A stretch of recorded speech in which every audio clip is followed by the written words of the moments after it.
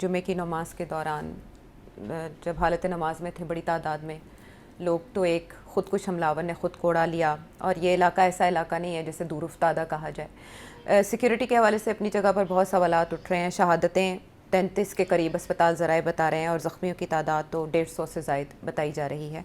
اس کے اوپر مذمتی بیانات آنے کا سلسلہ دنیا بھر سے جاری ہے، یہاں تک کہ انڈیا کی جانب سے بھی، افغانستان کی جانب سے بھی افسوسناک واقعے کی مذمت کی گئی، لیکن پاکستان کی جانب سے جو تفصیلات فراہم کی گئی ہیں، تانے بانے ہمیں ایک بار پھر افغانستان جاتے دکھائی دیتے ہیں، اور ہمارے وزیر داخلہ محسن نقوی صاحب تو یہ بھی بتا رہے ہیں کہ انڈیا کے ساتھ بھی اس کا تعلق ہے۔ آپ کیا سمجھتے ہیں اس واقعے کی ٹائمنگ، پھر جو تفصیلات ابھی تک سامنے آ رہی ہیں، پھر اس مقام کا چناؤ، فرقہ واریت بڑھانے کی بھی ایک سازش، کیا محرکات آپ کے خیال میں اس کے ہو سکتے ہیں بلوچستان انسیڈنٹ کے بعد یہاں؟ جی ہاں، میں سمجھتا ہوں کہ پہلی بات یہ ہے کہ یہ تحریک طالبان پاکستان نے یہ نہیں کیا، اور ذمہ داری بھی لی ہے داعش نے، جی، اور وہ پہلے بھی انہوں نے اس قسم کی چیزیں کی ہیں، اور سو اس لیے ٹائمنگ از ویری امپورٹنٹ۔ ٹائمنگ، ایک طرف تو امریکہ اور ایران کا مسئلہ چل رہا ہے، جی، ایران ایشیا، وہاں افراتفری کے امکان،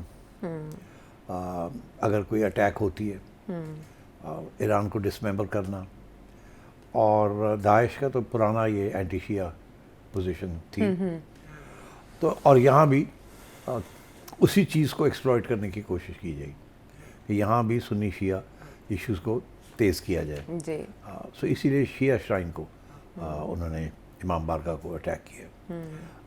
سو آئی تھنک ایک تو یہ ہے کہ داعش نے انڈیپینڈنٹ فیصلہ کیا، یہ داعش کسی کے کنٹرول میں نہیں ہے۔ البتہ یہ ضرور ہے کہ کچھ لوگ، اسپیشلی انڈیا، کوشش ان کی یہ ہے اور رہی ہے اور رہے گی بھی کہ جہاں جہاں کوئی افراتفری کا امکان ہو سکتا ہے یا کسی کو سپورٹ کیا جا سکتا ہے ٹو انڈرمائن پاکستان، وہ کریں گے، جی، اور وہ ڈائریکٹ بھی نہیں، انڈائریکٹلی بھی بہت طریقے ہوتے ہیں۔ سو آئی تھنک ایک تو یہ کہ یہ timing I think is very important, and اس کا تعلق ایران، امریکہ، شیعہ سنی اور کیوس، اور وہ بھی اسلام آباد کے کیپٹل، پاکستان کے کیپٹل میں جی، یہ کرنا تھا کہ میکسیمم اس کی امپیکٹ آئے۔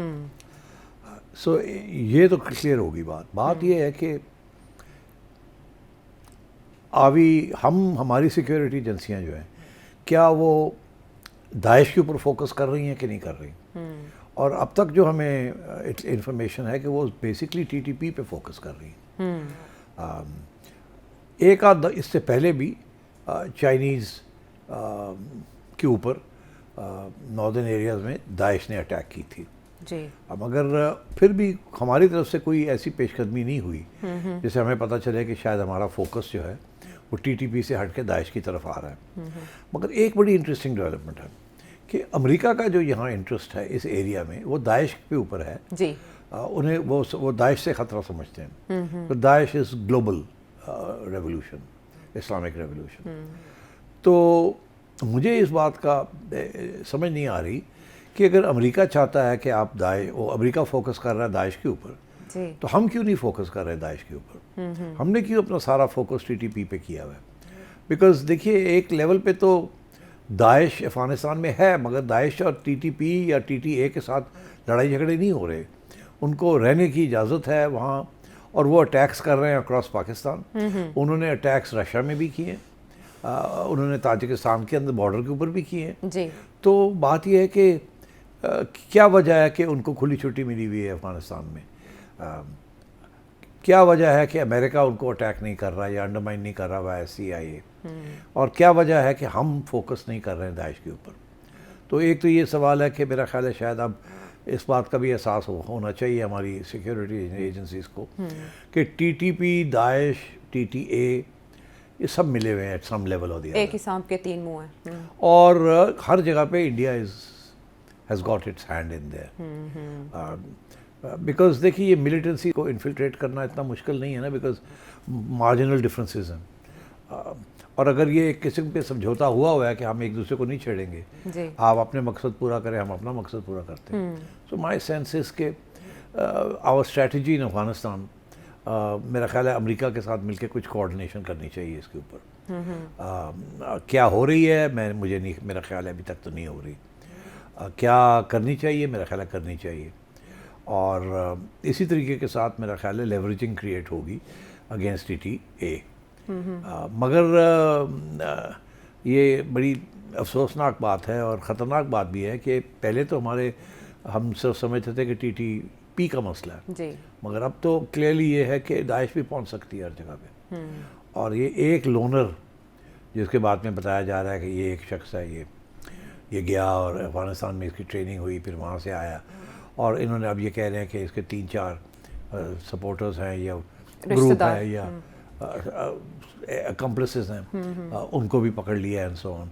تو مجھے اس بات کی حیرت ہوتی ہے کہ ایک اتنا بڑا حادثہ ہو جاتا ہے, اس کے ودن 24 آورز آپ پکڑ لیتے ہیں جا کے لوگوں کو. تو کیا بات ہے, اس سے پہلے کیا ہوتا ہے؟ کیا آپ کی اتنی مانیٹرنگ نہیں ہے, آپ کی CTD اور آپ کی جو باقی ایجنسیاں ہیں, کہ آپ کو پتہ ہو کہ ایسی کوئی چیز ہونے جا رہی ہے تو آپ اس کو روکیں؟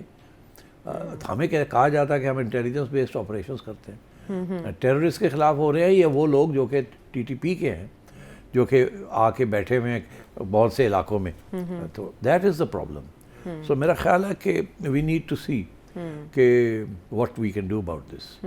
اس میں نیشنل ایکشن پلان پر عمل درآمد پہ ایک بار پھر زور دیا جا رہا ہے, کیونکہ اس میں اس طرح کے عناصر کی حوصلہ شکنی بھی کرنا تھی جو کہ فرقہ وارانہ جو خلفشار ہے اس کو بڑھاوا دیتے ہیں. ہم نے دیکھا کہ اس واقعے کے بعد سوشل میڈیا کے اوپر اس طرح کی انسائٹمنٹ دیکھنے میں آئی جس میں اس طرح کے سینٹیمنٹ کو ابھارنے کی کوشش کی گئی. تو پولیٹیکل فورسز اوور آل ان کا اس سلسلے میں کیا کردار ہو سکتا ہے؟ کیونکہ ہم نے دیکھا مجلس وحدت المسلمین, ان کے رہنما آئے, انہوں نے افسوس کا اظہار کیا, وزٹ کیا زخمیوں کو, اور پاکستان تحریک انصاف کی جانب سے بھی مذمت کی گئی. تو پولیٹیکل فورسز کا اکٹھا ہونا اس معاملے پر کتنا ضروری ہے؟ دیکھیے پولیٹیکل فورسز تو اکٹھی نہیں ہو رہی نا. KP کے اندر جہاں سے یہ سب چیزیں آ رہی ہیں راستہ تو وہی ہے. جی, تو اب اگر ایسی بات ہے تو PTI تو جھگڑے ہو رہے ہیں اسٹیبلشمنٹ کے ساتھ وہاں آن دا کویسچن آف کہ جی کس علاقے میں آپریشنز ہوں گے نہیں ہوں گے, اور وہاں کیا اسٹریٹجی ہوگی یا نہیں ہوگی. تو اس لیے میں سمجھتا ہوں کہ کرٹیکل ایریا KP ہے, اور KP کے اندر PTI نہیں سپورٹ کر رہی ہے آپ کی اسٹیبلشمنٹ کو. اسٹیبلشمنٹ کی جو بھی پالیسی ہے مطلب آپس میں بیٹھ کے کوئی فیصلہ تو ہو کہ KP کی گورنمنٹ کس طریقے سے ہیلپ کرے گی یا نہیں کرے گی. اچھا, ایک پروونشل گورنمنٹ جو کہ راستہ بنی ہوئی ہے فار دیز ٹیررسٹ, وہ کوآپریشن ہی نہیں ہو رہی ود دی سیکورٹی اسٹیبلشمنٹ. اور ہمیں ہر روز یہ پتہ چلتا ہے کہ جی میٹنگ ہوئی ہے, نہیں ہوا, وہ کہہ رہے ہیں جی آپ کی پالیسی غلط ہے, آپ لوگوں کو اپروڈ کر رہے ہیں, کوئی کہہ رہا ہے آپ ہم کرنے نہیں دیں گے, کوئی جرگہ بیٹھ رہا ہے. آپ آپس کے انٹرنل معاملے جو ہیں وہ نہیں طے پا رہے ہیں, اور ادھر سے باہر سے لوگ آ کے یہ سب کچھ کر رہے ہیں. تو this is not good. I think اس کے اوپر فوکس کر کے PTI کو تو کم از کم احساس ہونا چاہیے کہ you know these are national issues. مگر میرا خیال ہے وہی ایشو ہے کہ PTI موڈ میں نہیں ہے کوئی بات سننے کو. ان کا جو مین فنڈامنٹل ڈیمانڈ ہے از اباؤٹ عمران خان. اور یہ بڑی انٹرسٹنگ, میں تمہیں ایک بات بتاؤں, کیا PTI کا فنڈامنٹل ایشو ہے عمران خان. اور اگر عمران خان کو رہا نہیں کیا جاتا اور ان کے خلاف کیسز ہی ختم کیے جاتے, اور اس کے بعد ظاہر ہے جو عمران خان ڈیمانڈ کرے گا وہ نہیں پورا ہوتا, جو کہ وہ کہے گا جی نکالو ان سب کو, الیکشن کراؤ, میں آنا چاہتا ہوں, تو سارا داؤ پہ لگا دیا. اسی طریقے کے ساتھ آئی تھنک اور بھی ہمارے ایشوز چل رہے ہیں کہ اگر یہ کام نہیں ہوتا تو پھر اور کوئی کام نہیں ہوگا. فار ایگزامپل آپ افغانستان کے ساتھ کوئی مذاکرات نہیں ہیں آف اینی نیچر جس کے ساتھ یہ ریزولوشنز ہوں. انڈیا کے ساتھ کچھ نہیں ہے, بلوچوں کے ساتھ کچھ نہیں ہے. ہر جگہ پہ ایک ڈیڈ لاک ہوا ہوا ہے. Military action against Baloch, but مجھے نظر نہیں آ رہا کہ آپ کوئی ایسی قدم اٹھا رہے ہیں جس کے ساتھ آپ کوئی سیاسی حل ڈھونڈیں اس کا, یا کم از کم کوئی سیاست تو آگے بڑھے, سیاست کے ساتھ نیگوسیشنز کہیں ہوں, کچھ تو ہمیں نظر آئے except for a military operation. اسی طریقے کے ساتھ انڈیا کے ساتھ سارا کچھ بند ہے. آپ کسی قسم کی پیش قدمی نہیں ہو رہی ہے ٹو اچھا جی آپ یہ نہ کریں, ہم یہ نہیں کرتے, یہ نہ کریں, یہ چیزیں چلتی ہیں نا, بالکل نہیں ہے, بند ہے. You are in a state of war. تو اگر آپ if you are in a state of war with India and you are in a state of war with Afghanistan and you are in a state of war with Balochistan, اور اس کے لیے آپ صرف military solutions ڈھونڈ رہے ہیں, تو وہ تو ہمیں سمجھ آ رہی ہے نا کہ ملٹری سولوشنز حل نہیں ہو رہے نا مسئلے. کیا آپ کا خیال ہے وہ ٹیررزم کم ہو گئی ہے؟ ہمیں ہر روز بتایا جاتا ہے کہ جی اتنے لوگ مار دیے ان کے، اتنے لوگ مار دیے، اور پھر بھی وہ آ رہے ہیں. تو آئی تھنک تھوڑی بہت نیشنل سیکورٹی اسٹیبلشمنٹ کو ری تھنک کرنا پڑے گا. کوئی پولیٹیکل کی انیشیٹیوز بھی ہمیں کوئی نظر آنے چاہیے تاکہ کچھ پروگریس ہو. اب ڈیڈ لاک ہے ود دی کابل گورنمنٹ، بالکل ڈیڈ لاک ہے. اب وہ آپ کہتے ہیں جی کہ وہ نہیں ہماری بات سنتے، تو ہول پوائنٹ آف نیگوسیشن اس کے آپ کوئی بات آگے بڑھے. مگر ہم بھی پھر تھوڑا سا ہو جاتے ہیں کہ اچھا جی نہیں سنتے تو پھر ٹھیک ہے. تو پھر کوئی آلٹرنیٹیو تو ہمیں بتائیں کہ اگر آپ نے ملٹری کرنا ہے تو دین لیٹس سی. تو پھر آپ کی بھی ایجنسیاں جو ہیں وہ بھی سی آئی اے کی طرح کام کریں جیسے سی آئی اے کرتی ہے. اگر آپ کا مسئلہ ہے تو آپ رجیم چینج کریں افغانستان کے اندر. Act like a state. You are under attack, you are under threat, but you are sitting there. وہ آ کے کر جاتے ہیں، آپ اس کے بعد کیا کرتے ہیں؟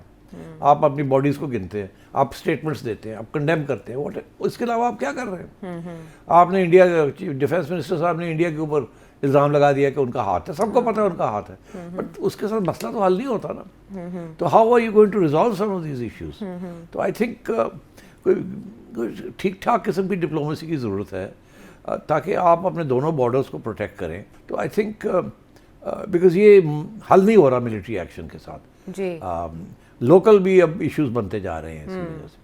تو آئی تھنک مجھے بڑی کنسرن ہے کہ ہمارے دو بارڈرز اتنے انسیکیور ہو چکے ہیں اور ہماری معیشت جو ہے اتنی ڈپینڈنٹ ہے on external aid. This is not a happy situation.